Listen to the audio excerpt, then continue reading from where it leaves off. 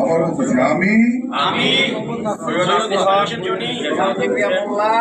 শপথ গ্রহণ করছি যে আমি বাংলাদেশের মহান স্বাধীনতা ও পবিত্র সংবিধানের উপর পূর্ণ বিশ্বাস এবং আস্থাশীল, দেশের আইনের প্রতি পূর্ণ শ্রদ্ধাশীল এবং বাংলাদেশ মানবাধিকার কমিশন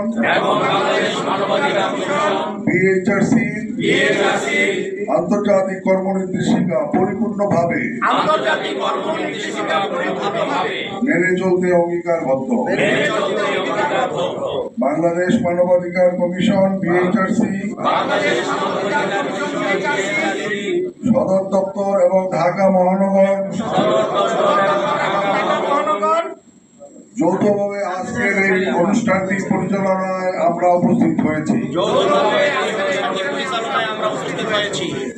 একজন দায়িত্বশীল মানবাধিকার কর্মকর্তা হিসাবে মানবাধিকার বিষয়ক সকল কার্যক্রম নিরপেক্ষভাবে পালন করব এবং ভয়ভীতি লোভ লালসা পরিহার করে নিরপেক্ষতা বজায় রাখব। আমি নিজেকে আমার ব্যক্তিগত পেশার পাশাপাশি মানবতার সেবায় নিয়োজিত করব।